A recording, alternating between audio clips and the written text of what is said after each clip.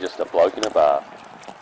What is up, ladies and gentlemen? Welcome to another episode of Bloke in a Bar, brought to you by Bloke Beer. Get in your local, grab a case of Bloke Beer. Local celebrations, Liquor Legends, IJ Plus Liquor, and Bottolo in Queensland, New South Wales. Easy drinking lager, and it's the beer of Australian sport. Very excited. I've got the one and only Jermaine Hopgood on the show. How you going, brother? Very good, mate. Thanks for having me. Mate, I got your wiki up because a lot of people don't know this. They probably think I'm rattling off these facts when I do interviews just off the dome, but I usually have a wiki in front of me. And it says the 11th of May is your birthday. That's right. That's my birthday as well. No way. There you go. There you go. Wow. Mate, Good special connection. day. Special day. I mean, to tell you what, didn't they really born some battlers on that day? They did. They don't breed them like that anymore. Yeah, I was a winger. But anyway, mate, how you going, brother? Yeah, very well. Very well. I was talking about in the middle of pre-season, so it can be tough, but enjoying it, and all the boys have been good, so having fun. How many pre-seasons are you deep now? Back when I was like in 20s and stuff, I was doing little 6-weekers and stuff, Yeah. as we'll probably go through a little bit in the story, but I think I've done like maybe four full ones, or Four full ones? five maybe, yeah. Which pre-season did it click for you, do you reckon, where you went, it's still as hard as it's always been, but it's just like something that you can kind of accept and move through?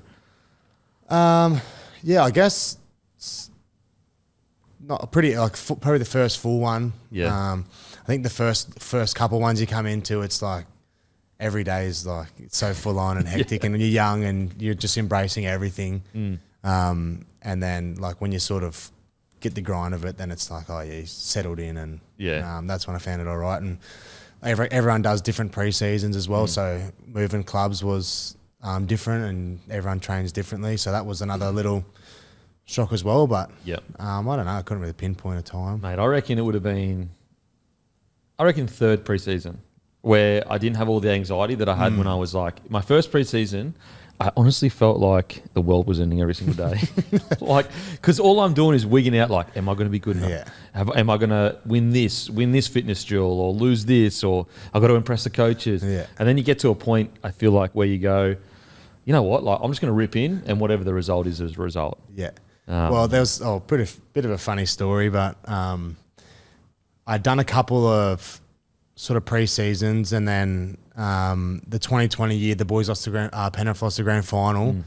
We were on Mad Monday. We're down at Panthers on, I think, down the bottom on a Tuesday after the Sunday grand final, and Ivan actually grabbed me, and like I hadn't played first grade at this point. And we've all been on the Terps for a couple of days, and I just remember him looking at me. We're about to leave, and we're going back to my house of all places to have a few more.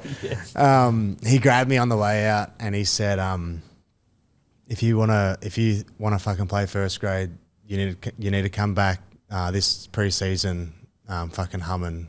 He's like, "I know you like to have a good time," because that was always renowned as someone, and I still am, someone who loves to have a beer and hang out with the boys, and that was not so much a reputation, but that's something that he knew. And he's like, I know you like to have a good time, that's all well and good, but if you want to play NRL, you need to come back, fucking ready to go. And then I went bang, and 2 days after that I was running the Nepean River 6.5K laps, getting into it. And then I come back into pre-seasons after that, trying to earn my stripes, and trying to prove a point that you do have to be fit, especially when you haven't accomplished anything in the game, and you need to come back and prove a point. And I think the first day of that, coming back, like I'm second in the yo-yo only to Dylan Edwards. So, oh, really? And that was 2020, going into 21, and debuted that year. So mad. It is like when you do come back and you rip in and you look good and come back fit, that sort of helped me for that year anyway. Yeah, absolutely. It's what I don't enjoy it about fitness when you're doing it, but what I always feel with fitness, it's like the most honest thing a player can bring, because it's the hardest thing. Like anyone can be talented or explosive, or not anyone, but you can be naturally explosive or naturally aggressive or big or strong, but fitness is something that usually, no matter what, you've put the hours in to be whatever level you're at. I think that was the thing. I was never the strongest, fastest, most athletic player, so I needed to have some sort of attribute to put into a side, and that had to be playing big minutes in the middle and doing hard work, and I suppose that's probably got me where I am now. Another thing as well is like, There might be a correlation, and this is just big math. The fitter the bloke, the better the bloke. You very rarely find shit bloke toilers. No, that's right. Yeah, I'm just saying. Look, you can study that if you want, listeners, and try and find out whether I'm lying. But I'm just saying, how many butlers? Look at Hindmarsh, best bloke ever. No shit bloke wants to do the hard work. Exactly. They just want to get the glory like wingers. Mate, this year, incredible year for yourself. Para, I wouldn't say terrible year, but at the same time, not where you guys would have expected. That's for sure. What was is it almost like a bittersweet feeling for you? Because I'm assuming you'd want to win rather than have a great year, but you did have such a good year. Yeah. I suppose you're right there. Like, it's probably not, it's not individual accolades like sort of any footy player would say. Like, it doesn't really matter what you achieved in yourself. You're always worried about the team's result. And obviously we weren't happy. We thought, well, we do have a better team than I think where we finished up. But looking back at it now, I was still pretty stoked to have a good year and first full year of first grade to go the way it did. I was pretty happy with that. And what was the catalyst for moving to Penrith? To the Eels. I was sort of just toiling away at Penrith, and you could sort of just get that feel that Yowie was the best, or is the best lock in the game at the time. Had this amazing forward pack where pretty much every player in that forward pack was playing international footy.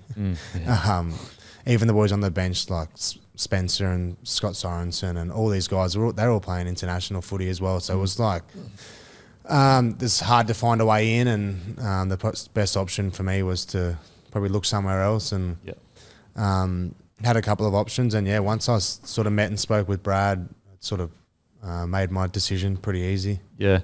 Was there, I mean, you don't have to say the clubs, but was there any chance of, I mean, you can if you want, any chance of going anywhere else, or was Para the front runner from the get-go? No, there was only, it wasn't like heaps of clubs were chasing me. It was only like 3 or 4 or something. But it sort of was all happening at the same time. When I sort of made a decision, I was like, let's fully start looking around. And it was sort of the Cowboys and Parramatta, and I met with Todd Payton and then met with Brad, and that sort of happened within a couple of weeks of each other.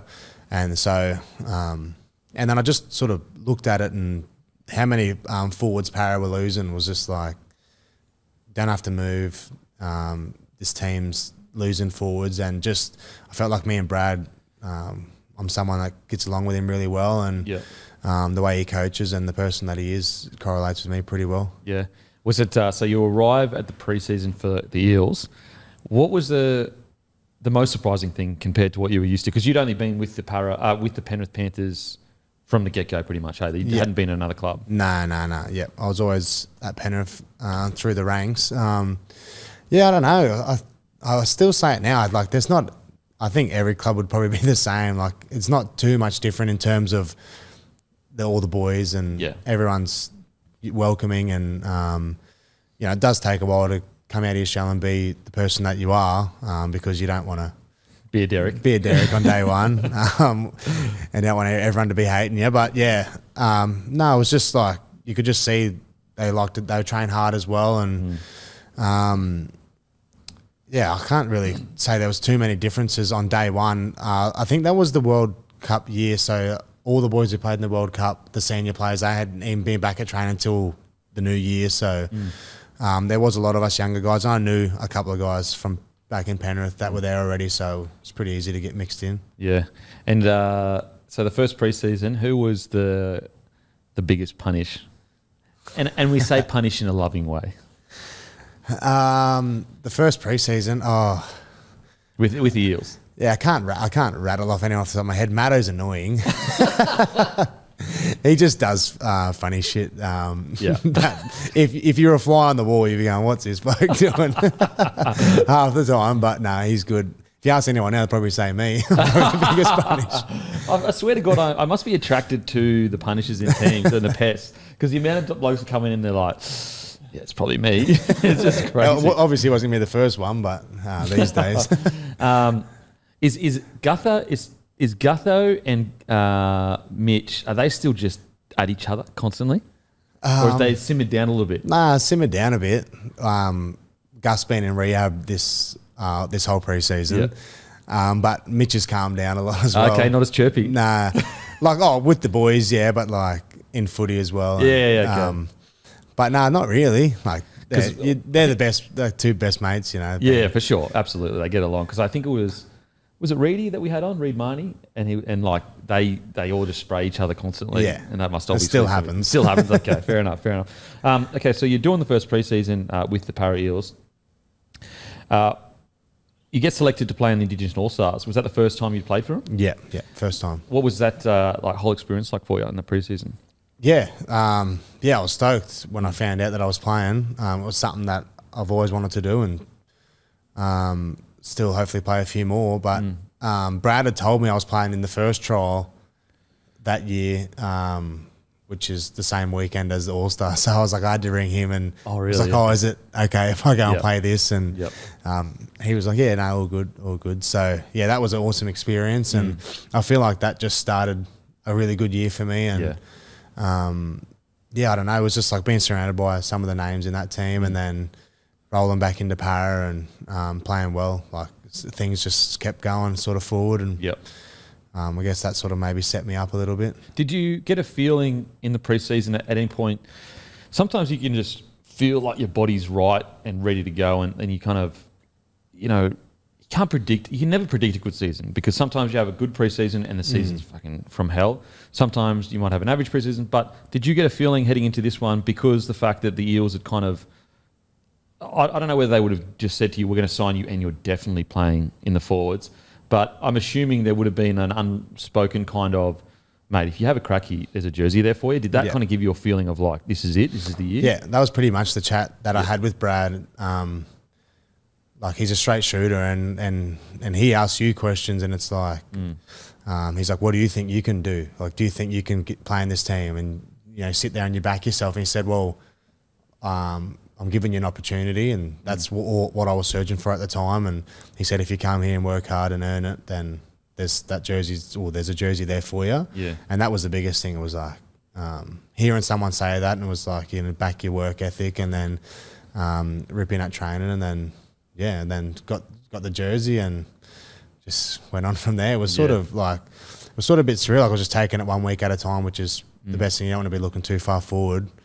But in hindsight, it was probably a good thing. And so you wear the jersey round one.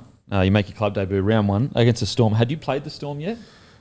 Yes, I had. So your debut for the Panthers? No. I'd played one game for Penrith. One of the games I played for Penrith against the Storm. Oh, okay. What in COVID 2021, I think they beat us 34 something. I'm pretty sure. Okay. It was at Suncorp when we were up there. Yeah, okay. But anyway, so round one, was it a bit weird putting on that Para jersey? No, not really. I don't think. I felt comfortable at that point and was good mates and getting along with all the boys, and I don't know, it sort of just felt right. And that was a pretty tough game. Yeah, it was what, 16-12? Golden point extra time? Yeah, played. Wow. That would have been my 10th game of first grade. Played 84 minutes, in the middle of the whole game, round one. Yeah, wow. I just remember, the funny story, that game, I always used to have the beetroot juice before a game. And it was something I always did. I don't know why. They reckon it prolongs our fatigue or whatever. And I remember I had it because I always do. And I was like, yep, sweet. Anyway, I finished that game. Like I said, it's 83 or 4 minutes. Played the whole game. I was ruined. Is that the game where Harry Grant scored around the post? I was at marker. Yes, now I didn't want to say it. Me and Big Reg at marker. And then I remember getting off and I need to do shit. So I've gone to the toilet and it's just like water. And I look back and the whole bowl was red. And I'm like, oh no, I'm shitting blood here. Yeah, because I thought I'd worked myself way too hard. Anyway, that whole night, I had the worst stomach ache. Could not sleep. My stomach was just gripping inside. Yeah, wow. And I think it just ended up being the beetroot juice that just because I don't eat much on a game day. Have brekkie and then nothing pretty much the rest of the day. And that would have been the only thing in there. Oh, and no. just Smashed flogged your myself guts to out in the field, and then I just thought I was shitting blood, and I've gone, oh no, something's really wrong here. Ended up just being the beetroot juice, so I haven't had it since. Really? Yeah. So how long had you been having the beetroot juice before that? Oh, like I'd take it most week, like pretty much every week. Like it's only Wow. like that little, like a little pickle juice thing, and you scull it before the game, 2 hours before the game. Yeah. Was it a sealed thing that you opened to have it? Yeah. Wow. Yeah, it rattled me. I thought I was dying or something. There's nothing wrong with me. You just lost a close match, and also you died, which sucks. It's two things that and suck. a year before that, I'd copped a big hit in the ribs, and I was pissing blood once. Yep. And then in the next couple of weeks, I'd have that beetroot juice, and my piss after the game would be like that pinkish color, but it was just how strong that beetroot juice was, like in your system. Parramatta were like, we got the real stuff here. We'll give you the real shit. Canned it, stop having it. Okay, so you have your debut, and you have this, like, I guess 80-minute performance, 84-minute performance. It was a great game, really, really good game. One that, if I remember correctly, you guys probably should have won, but obviously you just didn't. Did that give you? I know you'd have played first grade before, but to be out there for the minutes you did on round one against the Storm, notorious for winning round one, did that give you a lot of confidence for the rest of the year? Yeah, definitely. Like, there's not much more that can give you much more confidence. Like going up against a team that's renowned for being good at any time of the year, and then being out there for that longer period of time in my 10th game, and being relatively good the whole game, except for probably that last tackle. Yeah, and I did, and that's probably, I think each game that I played, I just got a little bit more confidence, and credit to Brad, like he just, I'd fuck things up in games, and we'd come in and do review in a couple of days, and he'd always just remind me, like, you only played 10, 15 games, like you're going to make these mistakes. He's like, don't stress over them, because I think, as when you're younger, you can stress about it so much. Next game, the same thing will probably happen again. And he just told me to just keep going out there and backing myself and back my ability. And so when you get your confidence from there, and then you're getting confidence from being out there on the field as well, that's probably what helped me out. Yeah, because you can absolutely, you don't want to make errors in a game, but you also don't want to go into your shell and not offer anything. I think a lot of outside backs struggle with that too, because, as an outside back, you don't want to be making any errors, but at the same time, you're trying to create opportunities. And it's such a fine balance to walk between creating opportunities or costing your team, an extra set or whatever. So, it sounds like Brad handles it really well, because some coaches are really harsh, like, mate, what are you doing here? Blah, blah, and then all of a sudden, all right, well, I'm not even I'm just going to run the ball hard, and that's it. Okay, what do you reckon this year for the Eels? What do you reckon? Where did it really go wrong, do you think, for you guys? Oh, it's plenty of excuses out there, but you don't really want to use any. But it was just like we were talking earlier, we hardly had our best team, 17 players on the field for more than 1 or 2 games. Like I said, we had every week you'd look at the team sheet and you could see 2 or 3 blokes that were key parts of our team that weren't there, and so injury, suspension played a big part, and we had a tough draw, no buys around Origin time, and then we had them early rounds where we struggled. We had 4 teams coming off a bye, so especially in them early rounds when everyone's hurting a bit, just getting used to it. Teams are having a bit of a breather and coming up against us, and you can blame all those things, but at the end of the day, you still got to have faith in the players you put out there, and we still did. We just, when you look at it, we were 1 game short of making the 8, and we lost our first 4 and played some tough games that I think we probably should have got the result in. It's that first 4 games that you've had, like, it was probably the hardest. Like, it's essentially the hardest you could get. You had Storm.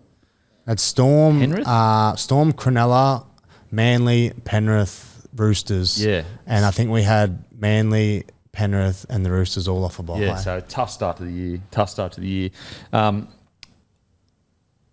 So I guess heading into, we'll get to that eventually.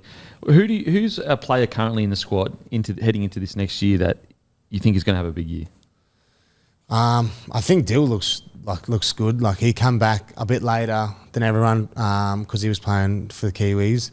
But come back like super like strong and just so fit all the time. Like he played all them games and had a bit of a break and then come back, and it's just like freakishly fit and strong in the gym, which people don't see. And I think he knows deep down that he probably wants to repay us as a team for what happened last year and not being out there for us. And I suppose that maybe fueled a bit of a fire in his belly. And I'm looking forward to seeing him get out there. Mate, I cannot wait. He's genuinely, in my opinion, he's like genuinely a super athlete. People don't realise like he's one of the fastest players. I think he's one of the fastest players in the comp. He's definitely the fastest half, I think. I think Mitch probably might have him over 10, but I reckon in 100, I reckon Dill would win. He's super strong, crazy fit. Like he has all the attributes to be a gun athlete. Yeah.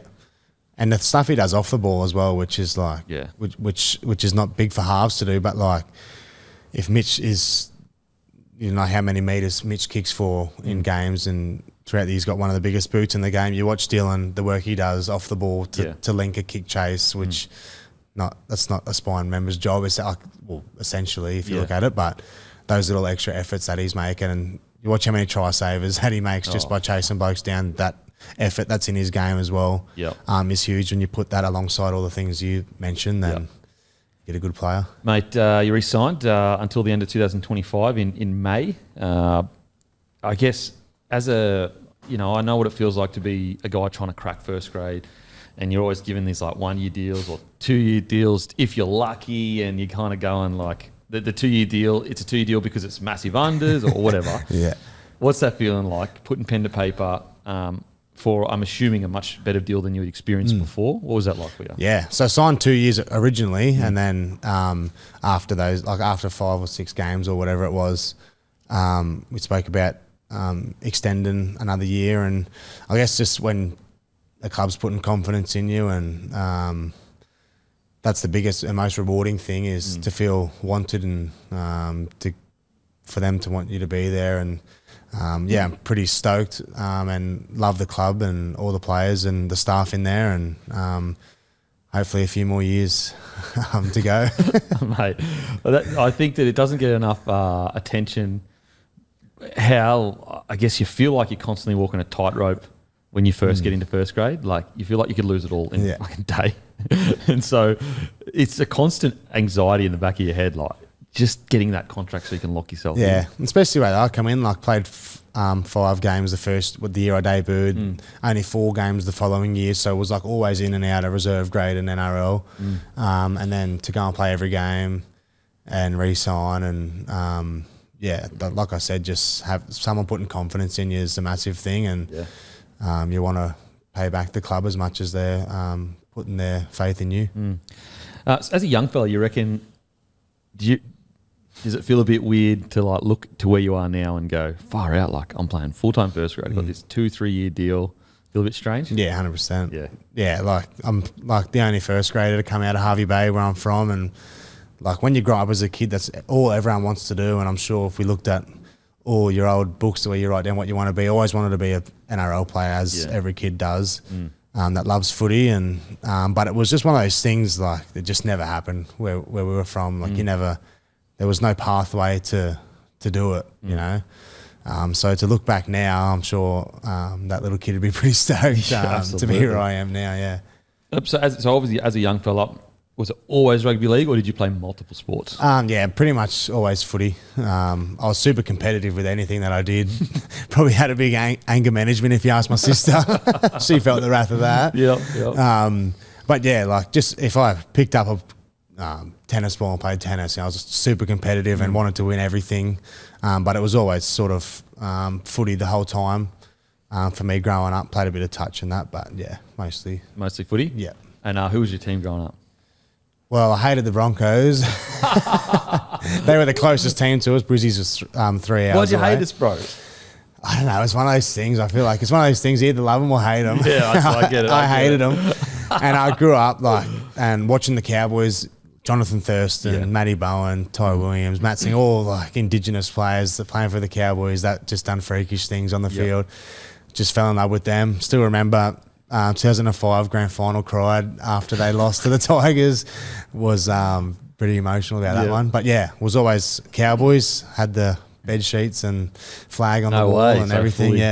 So I guess, hearing that then, the fact that you're a Cowboys fan growing up and then obviously the Cowboys were interested, how hard was that to say no? And almost when you said no, were you like, is this the right call? I love this club, like growing up anyway. Yeah. Oh, there's a little bit of that, but I think I knew the decision that was going to be best for me, and I knew that in the back of my head. And as much as those little things and play in the back of your mind, and even like being back in Queensland and God's country, yes. Just God's country, nicer weather and everything else. But no, like at the end of the day, it was the decision was based around footy, and I think definitely shows that made the right decision. Yeah.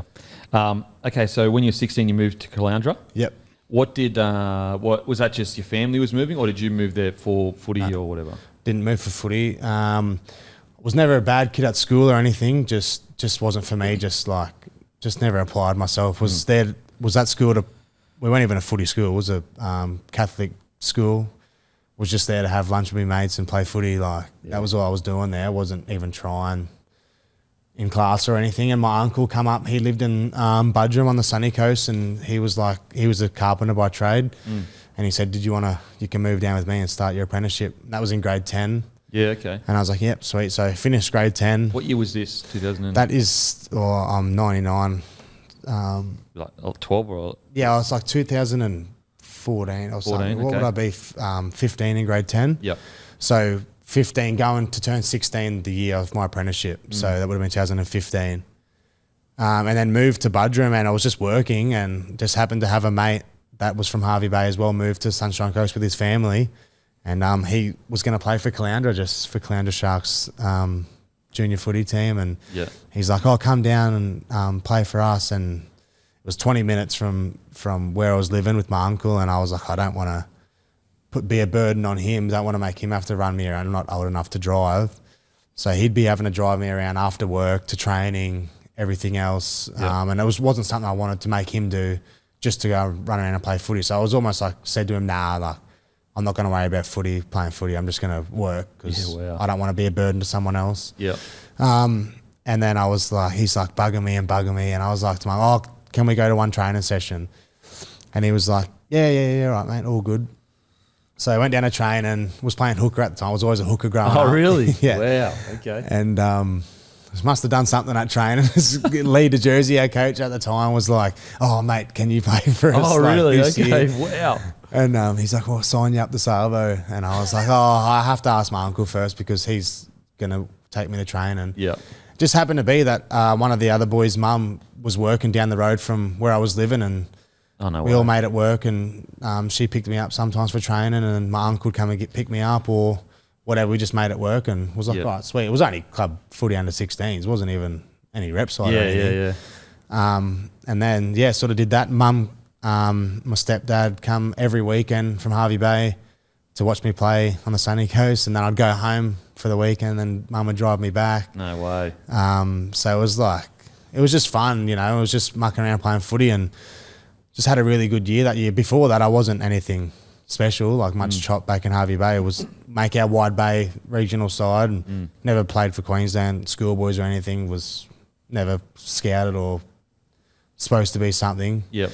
Then just went there and just played good footy, and got Sunny Coast Player of the Year that year. And my coach, Lee DeJersey, did some scouting for Penrith, sort of on the smaller scale side, and then he had to get another scout to come and, Lee sort of promised me he'd take me for a trial at Penrith. Oh, okay. At the end of the year, he's like, mate, if you keep playing well, we can take you down there just to have a trial. Yeah, wow. And I was like, fuck.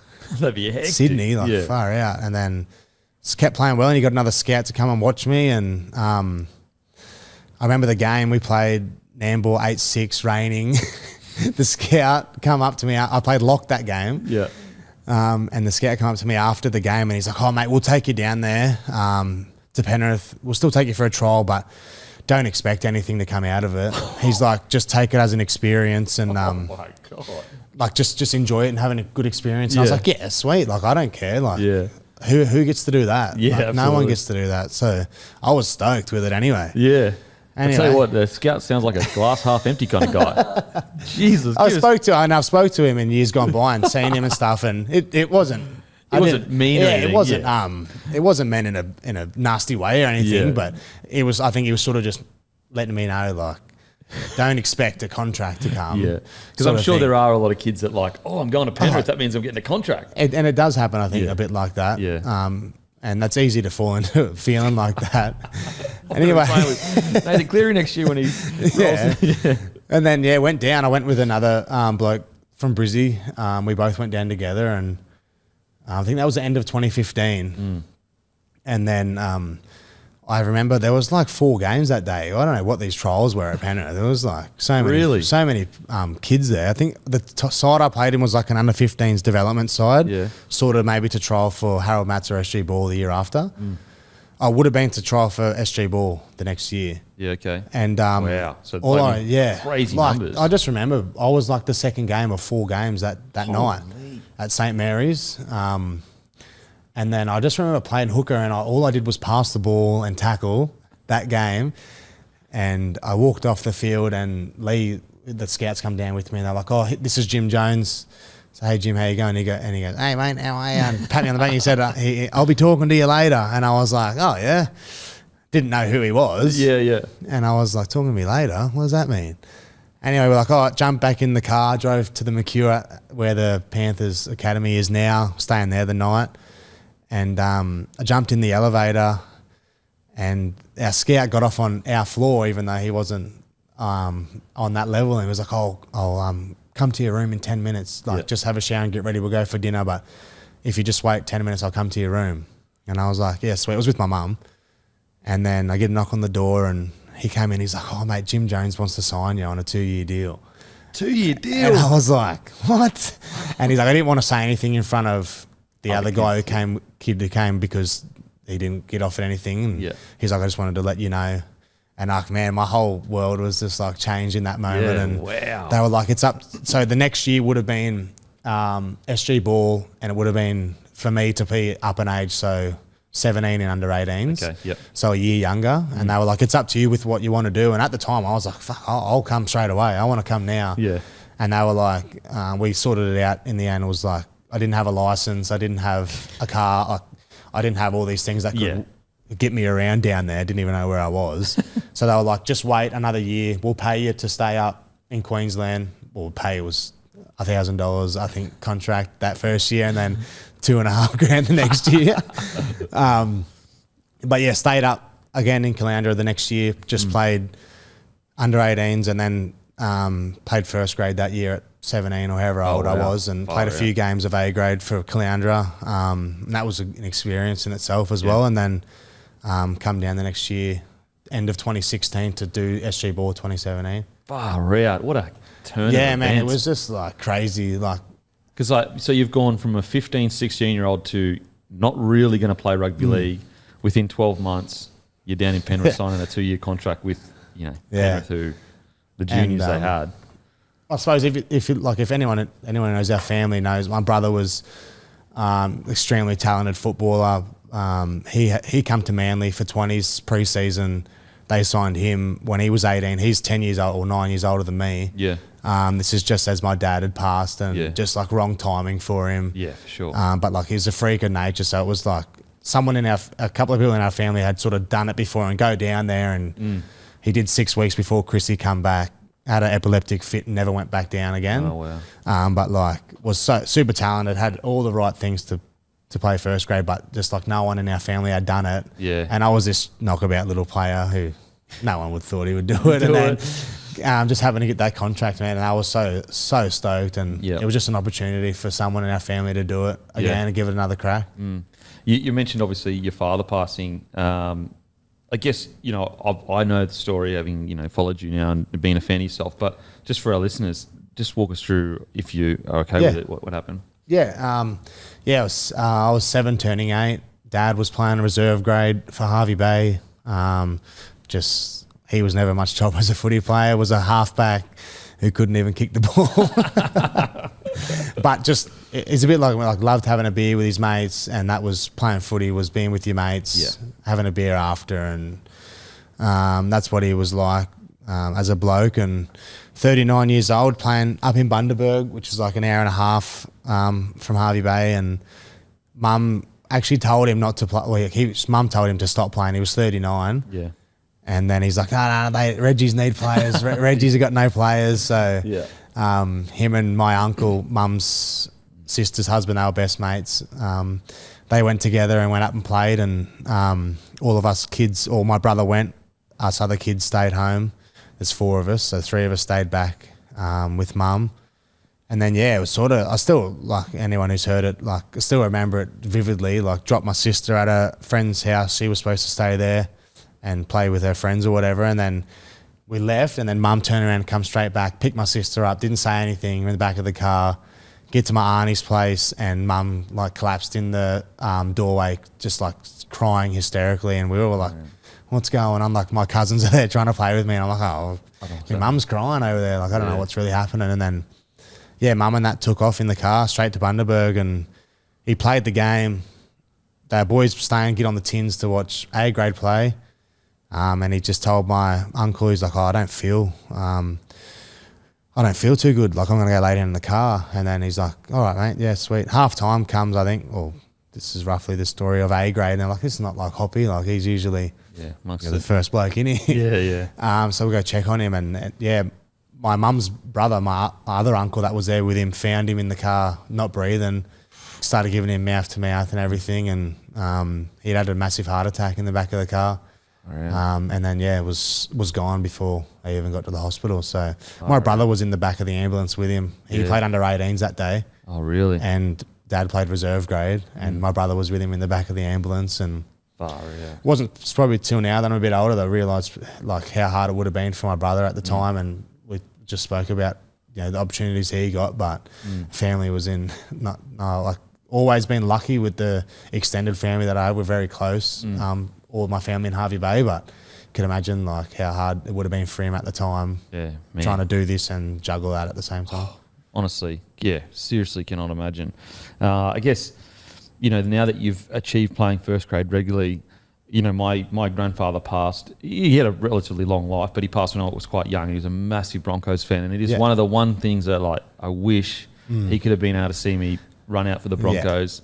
Is that something you kind of wish? Yeah, 100%. Like, both of my families are like die-hard footy. Like my dad's family's all from Toowoomba, and mum's family's always been in Hervey Bay, and my pop played the first inaugural Hervey Bay team that I think won the comp in the second year for A grade. Like always been in footy. Like my dad loved footy. He was never too good at it, but he loved it, and my whole family loved it. And I'm sure it would have been an awesome moment for to see me, but I've always got him in the back pocket every time I run out there. Absolutely. Okay, so you sign the contract and you come down the second year to Penrith, and you were living in Western Sydney. Did you live in Western Sydney? Yeah. So I moved straight into a host family in Jordan Springs. So was it a shock to the system? Because as a Queenslander, nearly choked. As a Queenslander, it's very different. It's from Hervey Bay, which is on the beaches. Went to Sunny Coast, which is even nicer beaches. Yeah. And then I moved to Penrith, and we had the Nepean River. And I just remember it just being so hot, like it was so fucking hot, humid. The pre-season, and I'd never done a pre-season before, like a proper one. SG Bulls, like they do, like they almost like they funnel stuff down from first grade. Absolutely. Like they do the same things. Man, I remember I was a hooker still trying to be a hooker. Oh, no. So I'm doing a hookers and halves pre-season. Which you got to be the fittest blokes out there. 100%. Oh, what's going on here? Started working out, so I was chippy and living in this host family house. They had 2 other boys there, but they were both in 20s, and I was in SG Ball, so I sort of felt distant from the boys that I was actually training with. And I still remember the first day I rocked up. I don't know anyone. Like you're so nervous. Yeah. And then after a couple of weeks, like I sort of feel like we're your mates, like who you hang around with, and hanging around with this group of boys, and they're like still my best mates now. They don't even play in NRL systems, but like back then they were like the boys I hang out with, and like one's the godfather of my baby, like one of my best mates. And it was him actually. He's like, oh, let's all go to Frango's this Savo, like after training, we'll go get dinner. This is in the first week actually, I moved. And I was like, yeah, sweet. Like, I'll come. I didn't even know where Frango's was. Yeah. I knew one road. My mum stayed the first week with me when we moved down. I knew the road from the Panthers Field to where Mum was staying in the hotel.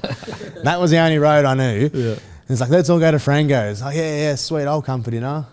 Anyway, I got back I've gone back to Mum in the hotel, and I was like, oh, the boys are going for dinner. Like, I'm going to go for dinner. She's like, oh, that's awesome. Yeah, that's good. Yeah. And I never got a message from him to tell, like, I said, yeah, like, just let me know where it is. And he's like, yeah, it's just Frango's. He never messaged me.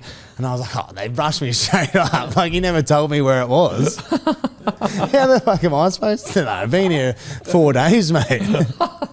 So I'm like, straight on, oh, mate, don't even know where to go. The boys have brushed me straight away, going out for dinner. Anyway, you're so vulnerable in that first week too. You're just like, oh, no one likes me. Then Mum left, and then the next week, all my mates have gone to schoolies, and I'm sitting in a room in a house of people I don't know, getting flogged every afternoon. Yeah. While my mates are partying, and that was like the only time I've ever been homesick. Like I moved out of home at 15, so I was used to being away from family, but when all your mates are having fun, like. It's a tough one. Yeah. It's a tough one. And then, just once that happened, like I was sweet, cruised and got through the pre-season and whatever. And Mum wanted to move down. She had a salon in Harvey Bay, and she's like, I want to move down. And just after what happened with my brother, she's like, I want to give you the best shot at doing this. And I think it'd be easier if we were down here with you. And yeah, for sure. She's like, there's nothing doing in Harvey Bay, as everyone who lives there knows. So she's like, we're going to move down. And Mum come down with my 2 sisters and stepdad, and they moved to Penrith, and we all moved in together, and just made life so much easier for me, like as anyone would know when you're surrounded by your family. And I still remember I was training to hooker the whole time, SG ball, until the week before the first trial, and I said to the coach, oh, like, am I playing in the first trial? Like, my mum wants to come down and watch. Yeah. And he was like, oh, no, mate, like, you're not playing this first trial. Like, that was for, like, we had like 40 kids in our squad or whatever. Oh. He's like, that's for those guys, mate. You're up here with these other guys, like, in the team pretty well. Yeah. And I was like, oh, sweet. And he's like, you'll play in this one this day if you want to tell her. I was like, sweet. And I was like, So just for listeners, the first one is for the wider squad usually, and then the second one is... So I think we even had a trial before Christmas back for SG ball then. Wow. Which was like... against Western Suburbs, I was like, so we had like 40 players, and then at the time there was Western Academy and SG Ball and Harold Matts, which was half Parramatta and half Penrith. So the leftovers that didn't make the squads for the SG Ball. Yep. So there's a squad of 20 or 30. Everyone else gets chucked together from Para and Penrith to make Western Academy, and then they had a team in SG Ball competition as well. Okay. Yep. So they had them trials before Christmas to know if you're in the squad or not. And he said, nah, mate, you're not playing that. You're playing just our normal team trials. And I was like, sweet. So it comes up to the next team trial. I was like, oh, like, what am I? Like, am I going to play hooker? Like, what's going on? He's like, nah, mate, I don't want to play at hooker. He's like, I think you'll be, because we played 70 minutes in SG Ball. He's like, I think you'll be like a 70-minute lock for us. Like, you've shown you're fit enough to be a hooker. Like, he's like, I think you can grow into your body and get into the forwards. How tall are you at this stage? 6 foot or? Yeah, I think I've always I think now I'm 6 foot 6'1". Yeah. And then I would have been just a little bit shorter. Yeah. Okay. I would have been a tall hooker. Like, if I was playing hooker then. But at that stage, you're 17 years old. Yeah, 18. So almost done growing. Yeah, you would have been at least 6 foot. Yeah. So I was like, he's like, nah, mate, I think you'll play middle for us, play that lock role. You can obviously ball play from being a hooker, and you're fit enough. So I think that's what I'm going to do. And I was like, oh, sweet. Yeah. And then just like that was the positional change back then, and. Haven't looked back. I've been able to eat a bit more since. Yeah, bloody hell. That was Benny Harden, our SG Ball coach. Was like, no, I want to do this with you. And I was like, sweet. How'd it go first game? Yeah, I actually played back row in the trial. Yeah, okay. And played well. And then I played lock, and I wasn't sort of that ball playing style as much as what it is now. Was more just like another middle out there kind of thing. Did a little bit of ball playing. And then just was trying to be fit, and that guy that done the shit work that no one else wants to do, clean up the scraps and make tackles and run the ball, and that's what I did, and played a bit of back row, and was lucky enough to play for Queensland under 18s that year. And then was that a spin out? Yeah. Like I said, I didn't make any Queensland reps growing up as a kid. Was like when I got the phone call, I was like so happy. It's always something. Anyone from Queensland's like, as anyone probably tells you, Queensland is it's something different. New South Wales. But yeah, I was like so stoked because I was like, I wasn't playing up in Queensland. I was playing this comp down here. I was like, oh, who's watching down here? You know? Yeah. And the side we had, like, you still look it up now, like, out of our 20 side, but under 18s and 20 sides, there would be like 5 blokes combined from both teams who haven't played first grade. Like, we were riddled with stars even when. Who was in your sides? Back, like, we always had, Tino's a year younger than me. Yep. Our 20 side was like, we had Mulatalo was our fullback, Murray Talangi was on one of the wings, Pakes, Boyd, they're our halves, Braden Trindle half, Kobe Hetherington was 9, Tyson Smoothie was one of the 9s one of the years. Yep. Then you got like Tino, Ethan Bullymore, like. Is Corey Horsburgh, was he in your No, he's a year older than me. Older. Yeah. It's I would love to find, like, I mean, not a study, but I would love to find out whether are they getting better at identifying people that are going to play NRL from a young age? Because I don't know, for some reason I get the vibe that 15, 20 years ago, a lot of the only 7 or 8 players, you know, or let's say 6 players end up playing first grade out of the Queensland side. Whereas I feel like the more I hear about it, and I speak to boys like yourself, like, if you make the under 19, under 20s Queensland side, it's like 1 or 2 that don't play first grade these days. Yeah, I think that's definitely something they've got better at. And like, even when you looked at both teams, like, we got beaten both games that I played. So like, New South Wales had some freakish players running around as well.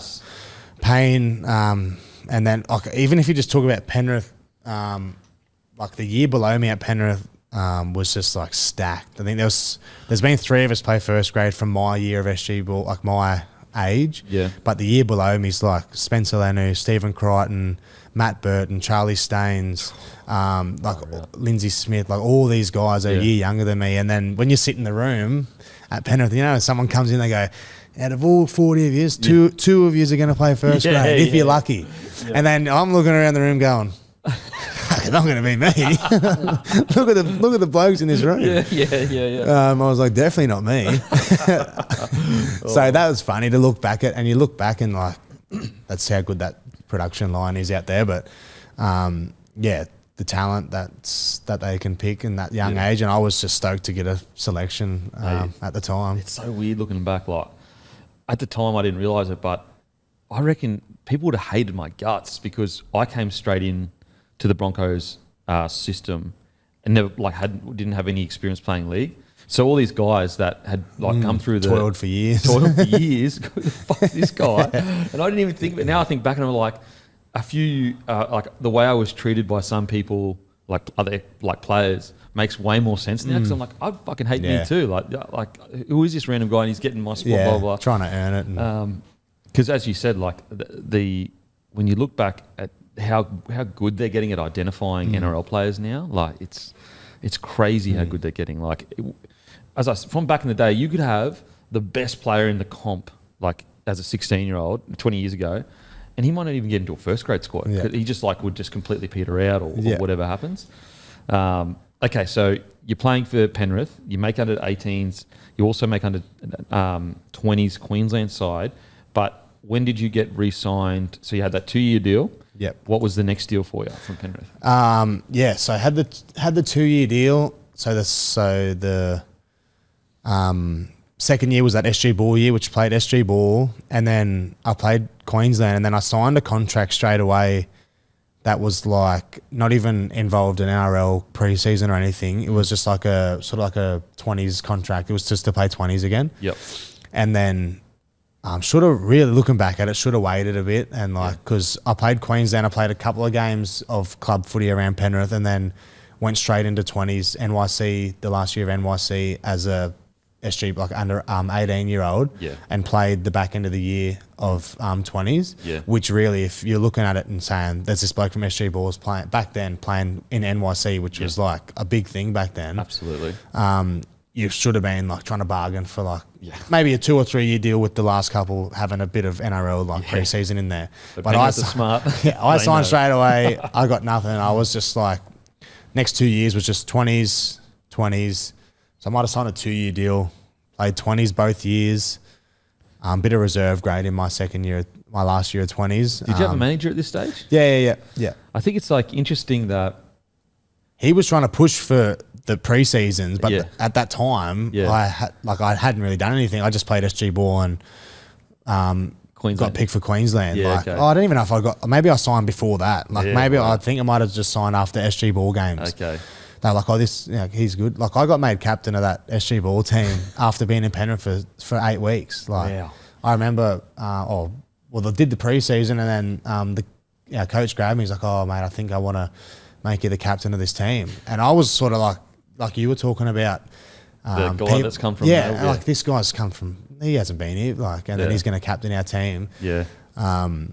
That's sort of how I felt a bit. I wasn't going to say no. Yeah, absolutely. And then through the years, like captain 20s at Penrith, reserve grade, like I think that's something that leadership's inside me and something that I've carried. But yeah, I was like sort of feeling like, I don't really know if I deserve it or whatever. Yeah. Because you're the guy coming from all the way up north.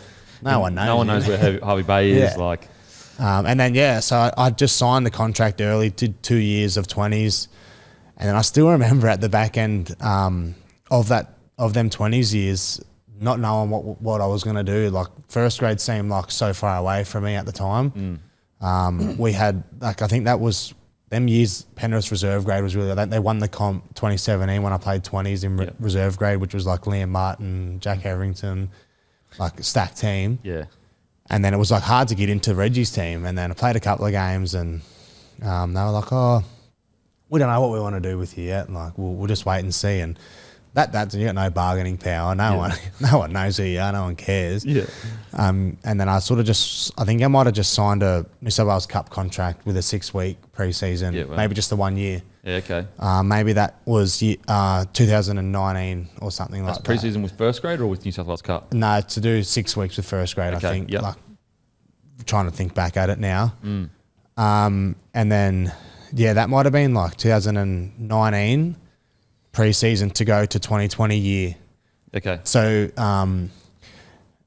in years gone by, there like Mitch Kenny and another guy, Paddy Hollis, had done 6-week pre-seasons and trained really well. And then Ivan, like they sort of asked Ivan if they could keep training after Chrissy. Yeah. And I've said like yes to them, like they could come back. So in my first 6 weeks, I was like, they were like, oh, what are you doing? I was like, I'm just doing 6 weeks back to Cup after this. And those boys were like, oh, go ask Ive, like we did. Go ask Ive for like if you can keep training. And I was like, I built up the courage to go in there. Like I was just this kid. And I was like, oh, Ive, like, can I keep training after? He's like, nah, mate. He's like, nah, mate, we just got to have this amount of players squad, whatever. Yeah. Just go back down and keep working hard. You know, the chat that it like as it would be. I was heartbroken after that, but like these are all getting stitched up. these are all little moments, you know, just character building and Sure. Partly they want to see how you react too. Do you drop do you kick rocks? Do you sook about it, or do you go back and rip and tear? Yeah.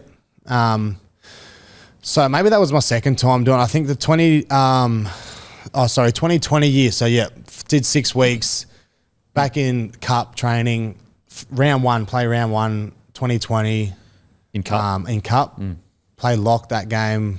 Did you feel, just sorry to interrupt you, but did you feel that the 6 week of first grade, when you go back to New South Wales Cup, and this is no disrespect to New South Wales Cup, but everything's a bit slower. Like everything, you can kind of like it. The standards nowhere as close, so it kind of sets you up. It was sort of different because the year before I played a lot of 20s and a few games of Reggie's, so I didn't have the full feel for Reggie's even. Yeah, okay. So I've done 6 week preseason, come into the comp start, played round one of Reggie's, and we've always had good teams at Penrith in the lower grades, and then played, and then that one game, and then whole comp canned.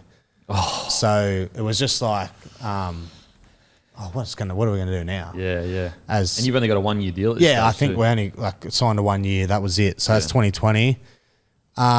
Anyway, there's a group of 5 of us. It's me, Brendan Hands, Isaac Tago, Taruva, Tito, and Taylor May. I'm pretty sure is a crew of us. We're training secretly on, or I don't know, secretly, but it's on the back of Panthers field, that little warm-up field. Yep. We're training on that 3 times a week away from the first grade squad. We went with the squad to keep fit, just in case anything happened with the squad, we'd go in. Yep. So they didn't want us just doing whatever and then jumping into full training. So did they tell you to do that, or did you boys? Yeah. So they had Lee Hopkins at the time was sort of in that in between first grade and cup role out at Penrith, and he was just training us of 3 times a week or whatever on that backfield at Penrith. And well, at the time I was working still, and I was like, man, fuck this. I'm not even doing anything. We're not playing, and we're coming here 3 times a week and we're doing con and everything. Yeah. And also, you've only got a 1-year contract. Yeah, how do I go and get fucked? I did lose at one section. I still remember. Sorry to hop over that, but just like at the time, I was like, "Why are we doing this?" And it's just, and these just all look back and. It's funny because, like, looking back on it now, you're like, you're so close. Yeah. You're so close. Didn't even know it. But at the time, you don't think that. No. They don't make you, they don't want you to know you're that close because then you'll slack off or whatever. And then Kurt Catewell does his MCL. He's out for 8 weeks. So they bring me up. I was the first one out of all them guys to go up. That was 2020 year. So that was my first time being a part of full-time NRL training. Yeah. That 2020 year, and that was as good as that. Well, we weren't playing any footy, but it was still a good experience for me because I was training full time, and that was living the dream that I wanted to always do. Was getting away from chippy and being a tradie and doing something that I wanted to do ever since I was a kid. And it was awesome just being surrounded by NRL players every day. And what was it? Was it like being surrounded, like in the 2020 season? Because that was it, 19 or 20 they lost the Storm. 20 lost the Storm. 20, yeah.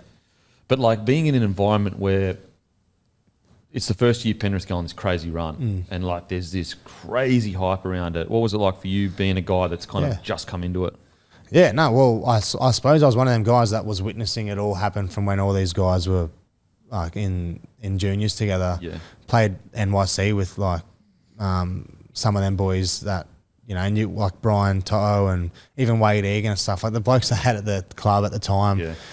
And it wasn't a shock to see how well they are going and how they went. But even like just being there, I remember I sat next to James Tarmo in the first time I did the preseason. Like, oh, does anyone sit at this chair in the theatre? And he's like, no, mate, you can sit there. And he's like the nicest guy ever. Yeah. And then from there, I just like. Sorry, just for listeners, you may not be aware of this, but there are certain seats in video that you're not allowed to sit in if the big dogs are sitting in them. And still now, like at Para, like everyone has their seat that you sit in the theatre room every time. And sometimes as a rookie, you get stitched up and they go, oh yeah, sit in that seat. There. And then Darren Lockyer walks in and you go, fuck. And then the boys give it to you. And the boys give it to you and pretend like they didn't tell you to sit in that seat. They're like, you fucking disrespectful piece of shit. You're like, you fucking told me to sit there, bro. The worst thing is the bloke who sits there doesn't even care. And he goes, nah, man, you can sit there. But everyone's going, oh, you sat in his seat. 100%. Good time. So yeah, that was the first thing I did was like, does anyone sit here? And he's like, and I was just wanted to put myself with someone who, he was the most experienced player at the club. And I was just wanted to soak up anything that he had. And that was my idea, like around it. And then it was 2020 that year, watching the boys, and I would say I was just stoked to be a part of it all. Yeah. That was crazy, and that was the Mad Monday that I've had a word to me, and then that was sort of what sort of made me realise that how close I was, and him saying that did sort of like pull me up, and it was like, oh, like if you want to do it, like. You got to make some sacrifices and do some things differently. And I just went away and just trained. And that off season wasn't even an off season. Just did everything I could to be humming by the first day of training, and it did reward me in the end. I got to ask this because I actually haven't asked this to any of the current players. But do you guys still do massages where like you got first slot, second slot, third slot? Yeah. Do the big dogs still walk in, and if you're in the first slot as a rookie, go get out? Or is that no longer allowed? Well, the physios do the massage time slots, so they put the big dogs first? Yeah. Bro, so, the amount of times, so you'd be sitting there, you've gone, yes, got an early time slot because outside backs did their rehab early, blah, blah. And then like Tony Carroll or Hodjo would walk in and be like, oi, gone. And then you'd have, because their time slot is like at the end of the day. And then as a rookie, you'd have to be like, far out, all right. You'd get up and you have to sit around for 3 hours until their time slot. Well, at Penrith, and most teams do it. 2 days before the game is your game -2 session, like your game ready session. Yep. So it's sort of like an opposed sort of session, and you do it roughly at the time of a game. And most NRL games are at night. So at Penrith, I didn't get as much as Para because I was the first group on there, sort of thing. But at Penrith, when I was in reserve grade, say we're on the field at 6:37, we're not off the field till 8:30. So the first group are on at 9 or on at 8, 9. Yeah. Man, I was getting massages at like 10:30. No way. And we're there forever. Yeah, absolutely. But that's funny how the little hierarchy stuff like that works. I don't mind it. I think you got to earn your stripes. You got to earn bit. your stripes. Yeah. I understand. I like the idea of the egalitarian nature of everyone. Because like one thing, the negative thing about the hierarchy is young rookies are too scared to do anything. And so I don't mind rookies feeling comfortable and out of shell, but at the same time, it's like, bro, you actually haven't earned. Like the amount of times Hodjo would walk into training and be like, bro, one word to the coach and you're out of this team. Just say that. He'd be like, you've done nothing. You've done nothing. But he's right. Yeah. Like, he's actually right. And I'm not a veteran or anything. Like I've only played 30-something games, but and it's just like respecting. And I think that's where I think Para's similar to Penrith is all the young guys that are at Para now and us when I was a young bloke at Penrith, always felt comfortable. Like everyone was good mates, and you weren't afraid to say anything. Yeah. And I think that's the biggest thing to having everyone gel together as a team and as a club is when you have that like opposite of a hierarchy in terms of feeling comfortable. Honestly, I feel like I didn't speak for 2 years. Which was opposite at Penrith because I always been larrikin and I'd have a laugh and muck around with everyone. And then like at Penrith, Yowie, who's the most senior guy, captain of the club, he was like the most approachable, nicest guy there. Yeah. And then I'll get along with all like the boys at Para who are the senior boys. They're like my mates who I hang out with on the everyday. And, they'll give me stick because they're all about 30. They say I look 30, but I'm only 24. 2040. Okay, so you experienced that first 2020 season with the boys, and then 2021 rolls around, you make your debut, and you also get promoted into that 30-man squad. So that would have been your first, not your first full-time, would have been your first full-time pre-season as a full-time player, correct? Yeah, so 2020 come up as development. I was, a little bit of story, I was earning like $1,200 a week, say, doing carpentry. I come to training. Matty Cameron puts a contract in front of me. He goes, mate, this is a contract. Development $60,000, but because everyone's taken a 50% pay cut, that means it's this much, which means that's $2,500 a month. But because that's actually less than JobKeeper, you can have JobKeeper instead, which is $750 a week, $3,000 a month. I said, oh, thanks, mate. That's awesome.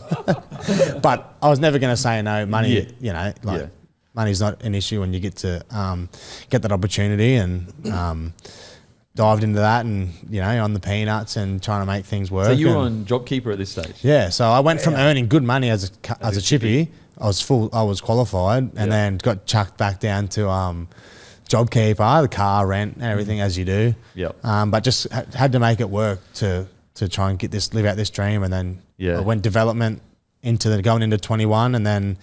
I can't remember exactly when, but got upgraded to top 30. Yep. And then, I think it was Magic Round I debuted. And do you miss anything about being a chippy? Not one thing at all.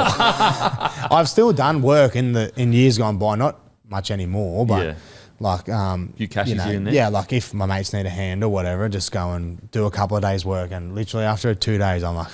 I'm so glad I'm not doing that. Yeah. So it makes you grateful to do what we do now. So basically, if anyone needs any work, reach out. you won't be able to afford it. Shoot him a DM and say, "Can you sort me out? I need some renos." Yeah. Okay, so 2021, and how did you find out about your debut? It was my birthday, the day I found out. Same day as mine. Yes, it was our birthday. Our birthday. What a gift for us both. I know. Hayden Knowles was our trainer at the time. He used to get someone up out the front. They used to do it every day. Someone would come out the front from 15-minute chat and just about your life, and everyone got up there multiple times. Oh, as in like our first meeting of the day was at 7:00. Yeah. and that 7 till 7:15 was a time for someone to get up out the front, sit there with Hayden, our trainer, and he just asked you some questions. So everyone knew. Okay. So everyone knew a bit more about you. Oh no. Yeah, no. He just asking you questions. Okay. And throughout that preseason, we done work on what's your goal for the year, like setting goals, and obviously mine was to debut, and it was my birthday that day, and he didn't know this, and he told me after, but no one knew it was my birthday. But all the boys in the morning going, "Happy birthday, Ron!" I was like, "Yeah, thank you." And he's like, "Is it your birthday? Is it?" And I was like, "Yeah." He's like, "Oh, happy birthday, mate." And then anyway, we get into the video room. And you're always there going, "Oh, is he gonna pull me out the front today?" Like, and he's like, "Who else to get down but the birthday boy?" I was like, so he had a reason to get me out the front. Okay, so you didn't. So I'm not, and there's a little camera in the side, but like I didn't see it at the time. I'm just in the zone pre-season, whatever. During the season, just cruising, and then he's like in the diary we talked about what our goal was, the main goal for the year, and he was like, "What's yours?" And obviously, for anyone who hasn't played first grade, it's to debut. Yeah. So we like talked about that for a bit. And I thought that was the chat, because he'd done it with other players before, what their goal was, and nothing happened. Anyway, right as we were about to finish, Ivan goes, "Hey, matey," and I was like, "Yeah," and he's like, "What are you doing on the weekend?" And I was like, "Oh, I don't know, nothing." And he's like, "Do you want to come up and play the Titans, make your NRL debut?" Oh.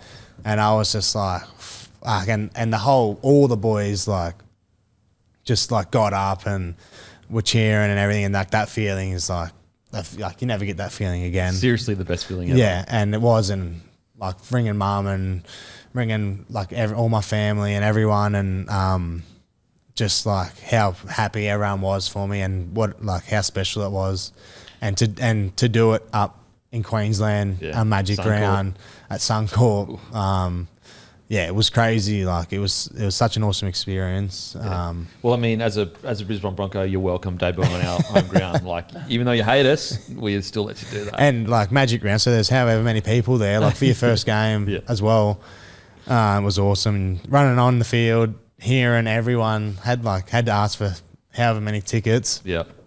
And just hearing everyone yahooing behind me as I ran on was like just an awesome feeling. Mate, there's nothing running out in Suncorp. Oh. It's just like, and I think while you're in it, you don't take it for granted, but you're just in the zone, and they're mentally preparing you to almost expect it so that you don't get rattled by the situation. But it's not until you become an old loser like myself where you go, like, that is to be able to run out to a packed Suncorp Stadium, that is like 0.0001% chance of that happening, and you got to do it. It's crazy. And I still remember the boys as I was running out, all the boys, because we just got a penalty, and I come on, and all the boys just looking at me, seeing me run on, and was like, "Let's go!"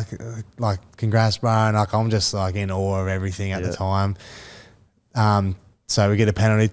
I'm taking the second tackle carry, so you tap set up sort of thing, coming out of yardage.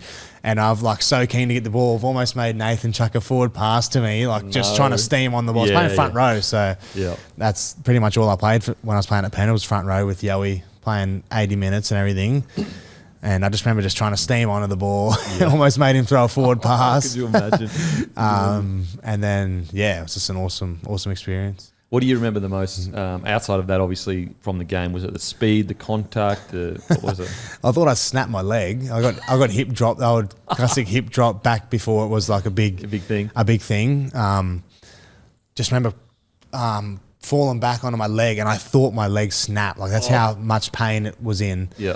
And I looked down, and we luckily scored a try. And I remember just feeling my leg, and the physio come out, and just the adrenaline took over. They taped my ankle up, and I ended up still playing the rest of the game, and however long I was out there for. I don't know how long, not too long, but and then I just remember I'd done a partial Cindy that game and played on it, and I just remember what was that? I did a partial syndesmosis. Syndesmosis. Yeah. You know you're a footy player when you call it a Cindy? You just did a Cindy, mate. Yeah, no worries, mate. And I just remember after the game, putting a little ankle brace on or whatever, and Hayden and everyone knew how much I loved to have a beer and a good time with my mates. And away trip is one. Magic round. 44-point win over the Titans. Everyone's having a mad time in the sheds. I'm having a couple of beers. Hayden Knowles pulls me to actually Mitch Kenny pulls, because me and Mitch are probably like one of my best mates from over there. He pulls me to the side. He's like, "Oh mate, just give you the heads up. Hayden just spoke to me like he doesn't want you to drink tonight." And I was like, "Fuck off, mate. Like you're joking. Like I've waited my whole life for this. Yeah. I'm going out tonight." And he's like, "Nah, bro. Like I'm being dead set." And I was like, "Oh fuck, well, really?" And he's like, "Yeah." And I was like, "Whoa." And Hayden seen us having this conversation. Yeah. And he come over and he's like, "Hey mate, like I spoke to Ivan about it. Like Ivan doesn't want you to drink. Like we're gonna need you in the next couple of weeks. Like he doesn't want you, this little bit of an ankle thing. You go out tonight, it blows up. Yeah. You can't play." Yeah. Because inflammation. And then and I still remember he said, he goes, "You're a professional now, mate. That's the sacrifice you have to make." Yeah. And I was like, "Oh fuck. Yeah, all right. No, makes sense." So my family are all there. So I go up and get changed at the hotel, and I come back and I just sit at a pub with my family for a couple of hours, just with mum and my family, and my missus and that was there, and she'd come back and stayed with me in my room, just keep me some company, so I wasn't just bouncing off the walls. Yeah. And I remember I woke like 3 times that night, my ankle just absolutely like throbbing, and I was like, I didn't play for 2 weeks. I had 2 weeks off with it, or 3 weeks off with it. I didn't even play anyway. Yeah. So after that, I'm going, I should have just went out. And the thing was, like, we had like a lot of them blokes at Penrith not big on partying, and like blokes like Fish and Yowie, Moses, like those guys are like when it's a season, like they're in the zone. But like on this away trip after a good win, like they might go out and have a few beers. They all went out the whole night. Yeah. Some of them rocking up to recovery the next morning, hadn't slept or whatever. I'm like, I've missed one of the all-time one of the all-time sessions. Nights. Yeah. And that sort of, made me realise you got to be professional. And it shows you, Penrith Panthers, it's the reason why they're at where they're at. Standards are standards. And it didn't matter who it was. It was the same. It would have been the same for anyone. Even like Mitch pulling your side, I find that really interesting. Yeah. That even, I guess, he was kind of saying, "Mate, you probably can't drink." Like that's players holding players accountable. Well, he got told to tell me because no one else wanted to break it to me.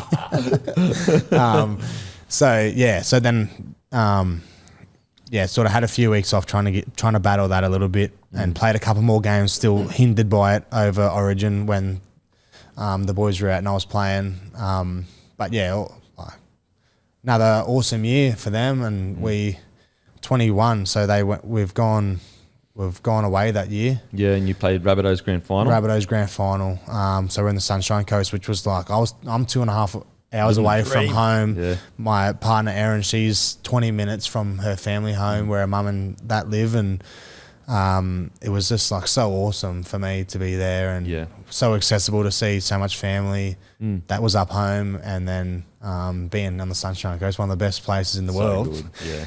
We were living across the road from the beach. Like it was just an awesome thing, and it honestly made the team as close as we were already, even closer when you're living next door to each other. Like, so that was an awesome year to be a part of. What's it like an insight playing with a guy like Cleary? What do you reckon what does he do that has made him so great already? Oh man, he's like 3 plays ahead of everyone else. I think that's like one thing I took out of playing with him, and then I played 9 games at Penrith, so I think I played 4 with him, 5 without him, whatever. Don't think we won a game without him. Yeah. Pretty much won every game with him. And it was just like the difference he made in terms of the confidence in the team. But then like he was just so smart, and was just 3 plays. He was thinking of 3 plays ahead instead of everyone thinking of the one they're doing at the time. Yeah, okay. Just his knowledge of the game and just how hard he works. Like that was one thing I really took from him, was like he was the best player in the game, and he was the last one to leave training, watching everyone watches maybe their opposite number going into the weekend, but he's like watching everyone, trying to pick out little things. Well, that's what I assume, because he was in there for hours watching everyone. Like, maybe he's just watching his own highlights. He could have been. I'm sure there's enough of them. But yeah, that's just how much detail he went into to try and be better, and it's rewarded him. Mate, it's actually mind blowing where he's at right now. You know what I mean? Like what a 25-year-old, maybe turning 26 this year, like when halves usually only get to their peak at 30. It's just like, where is the roof of this guy? Ceiling? one of the most like selfless, humble guys. It's so to be who he is as a player and how well known or how good of a rugby league player he is. He's still got time for everyone that like he's ever known or and that's one thing I always was like, as big as he is and everyone knows him, he has time for everyone and is humble and selfless like that. Man, I don't know how he stays so humble because just imagine being 23 years old. I know he's got everything. Got everything. Just all got your money, you got fame, you got premierships, you got Origin. You now play for us.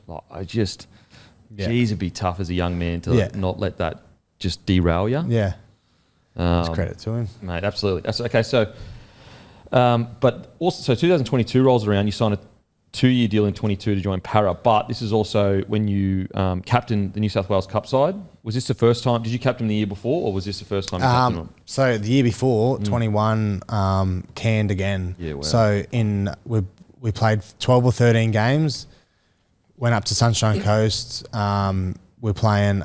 We're up there. They're trying to sort out to play scrimmages against the other teams that are up there, and we do it once. We play.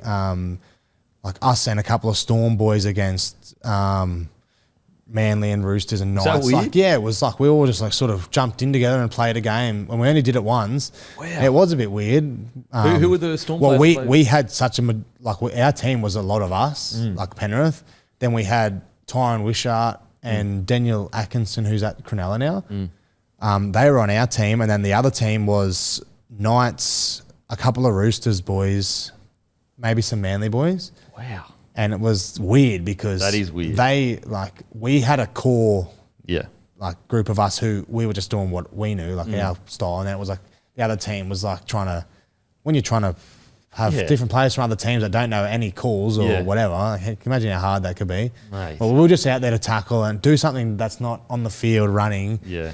Next just get to some your contact mate. as well, that actual full-blown contact. And a bit of competitiveness, like when you're at training, you're just running and bashing each other, like you get over it.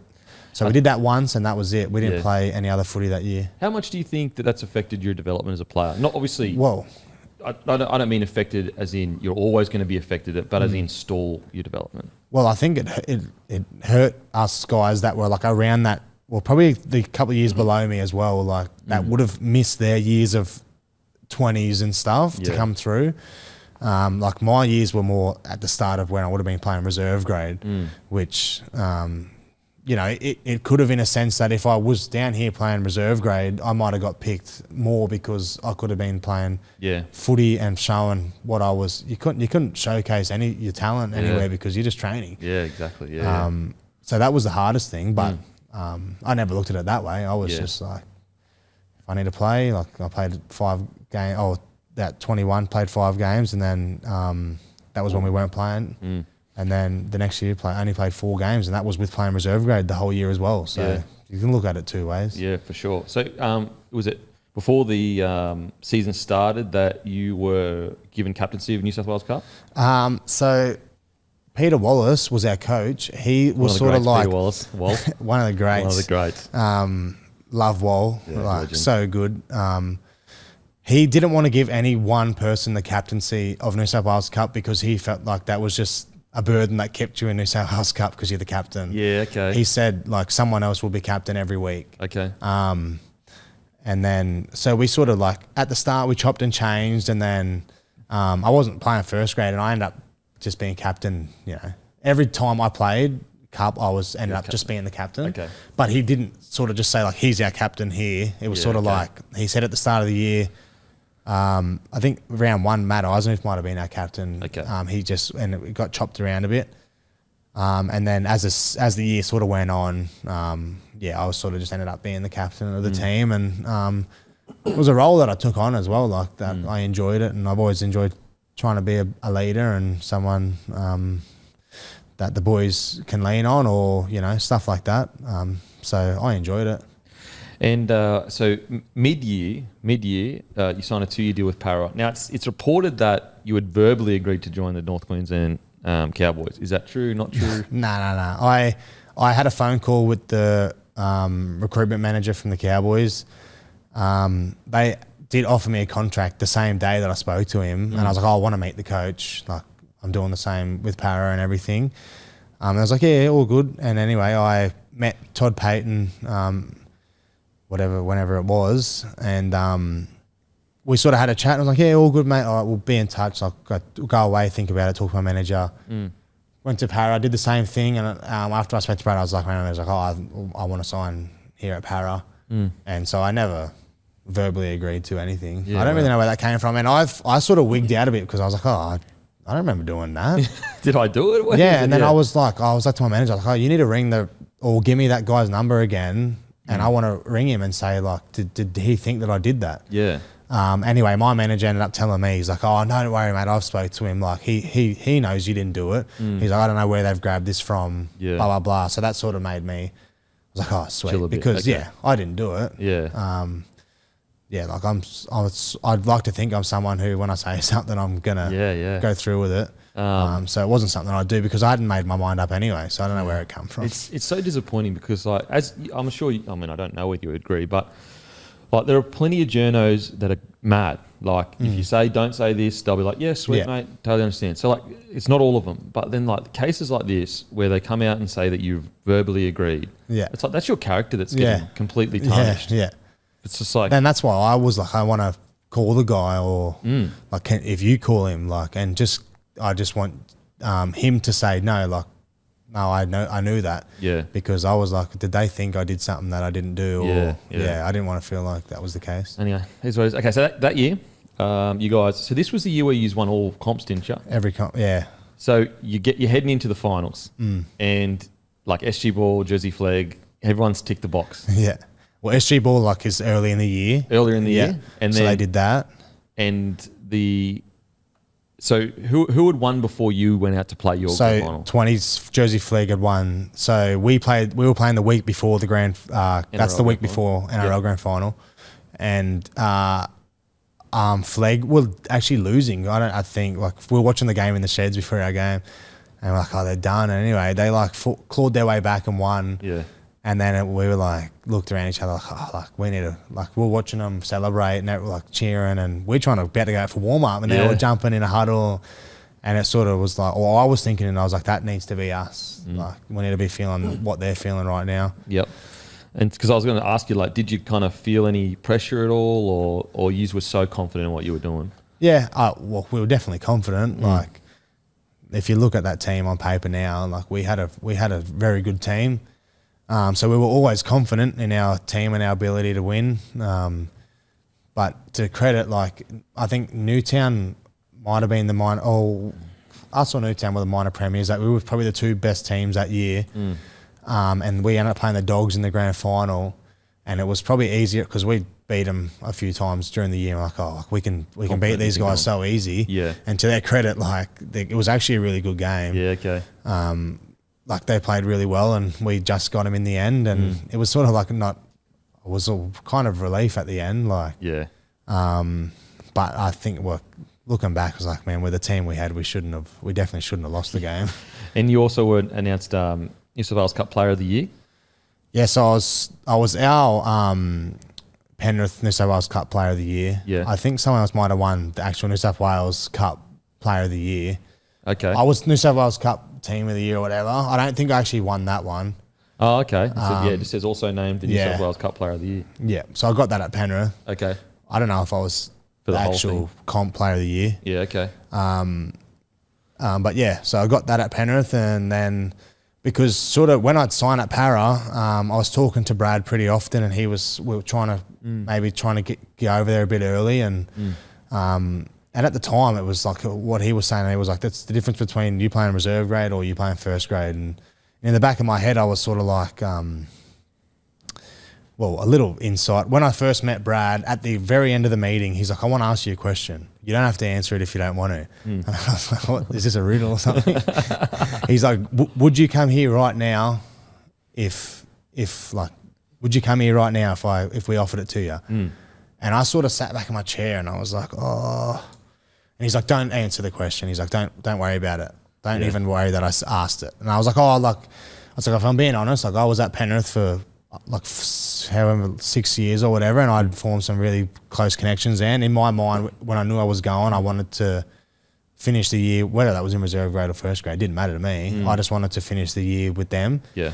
And then after the weeks going by talking to Brad, I was like, well, what's the difference between me playing Reggie's every week or I can start getting myself out there playing first grade? And that's what he was ringing me saying.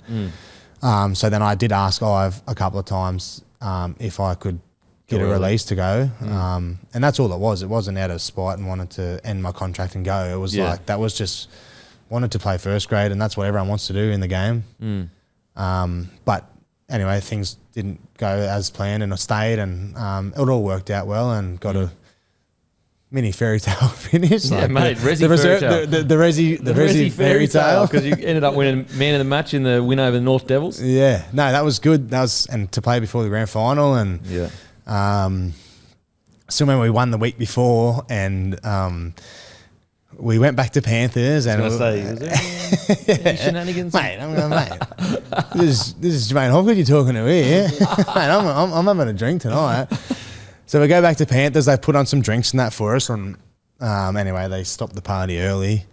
I said, nah, mate. I rally the troops because we've got all the 20s with us. Yeah. Because they won, and they got all of us Reggie's boys, and I'm like, mate, the party's not stopping here. No way.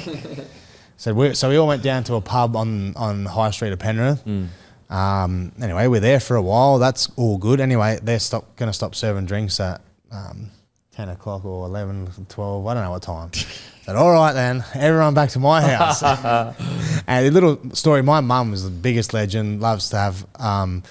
she loved having all the boys around at home. So I'd already hosted 2 Mad Mondays when I was living with mum. No way. In under 20s, both years, we had Mad Monday at my mum's place we're living at in a townhouse at Penrith. All of us just in the backyard drinking together. No way.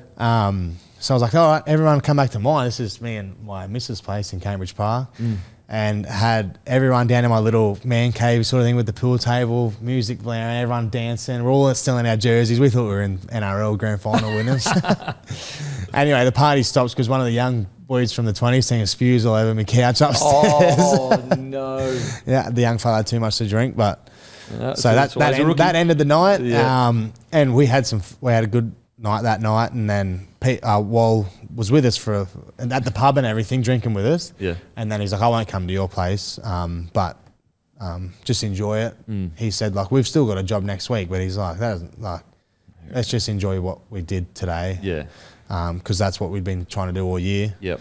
And then the next week come along, and it was just like another excuse to win and have indulge. Yeah, that's right. So we had a good game again. It was close for a bit, and then I think we just ran away with it in the end, and had a pretty good game. And then the boys backed it up with the win after, and everyone's happy. Yeah, very happy, very happy. I guess so. Heading into this year, 2023, you got named in the wider squad for Origin, correct? Yeah, so I was 19th man in the last game. Yeah. So what was that like for you? Yeah, that was it was like my name was getting chucked around a lot early, and I was like, in my mind I was like, nah, like I'm not in the same class as the guys that that ended up playing in all the games or whatever. But I was like, at the time, I was like, nah, like I'm not up to these guys' standard or whatever. And I think Billy might have called me before the second game and just said like that I was close. Like I wasn't getting picked or anything. He's like, but you're close, mate. And just gave me a little call to say like, keep going. Like this is not too far away for you. Yeah. And I was like, I was stoked to just get that phone call and saved his number straight. I was like, hopefully one day I get a call off him again. Yeah.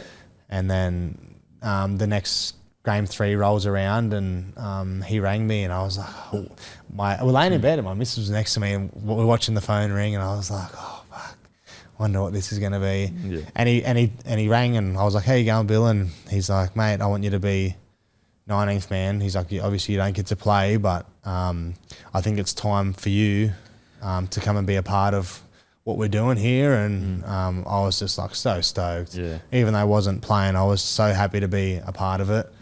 And like being a part of going up to Cairns, and I'm just surrounded by my childhood idols, like What a coaching staff. JT, Smithy, Bill, Nate Miles, like all these guys, and I'm just like, fuck. Yeah. I was just in awe of them. And then as the days go on, you realise that you sort of get over that, and you realise that you're there because you're supposed to be there, and you're not just there because they invited you to be a fanboy. Yeah. It was just cool to be experienced. It was a weird week for me because I come back, went to Cairns, went to Gold Coast, come back, played the Warriors, got smoked, and then went back up again to get back into squad, and sort of had a meeting with Brad the next week and was like, it's a good lesson. That's what can happen when you're away from a team all week. You don't do your normal preparation for a game. You're in the squad, and then you come back and try to play for us, and you can see why it can be hard doing that. Yeah. And that was sort of why, well, we didn't have any of our Origin boys, but we got a bit of a towel up. Yeah. So that was a good lesson for me as well. Yeah. But, you know, would never turn down an opportunity to be a part of a Queensland squad. What's it like getting coached by Billy Slater? It was like, you could see how detailed he is, and how smart of a footballer he is, and the trust he has in who are probably his best mates as well, JT and Smithy and Josh Henne and the whole staff.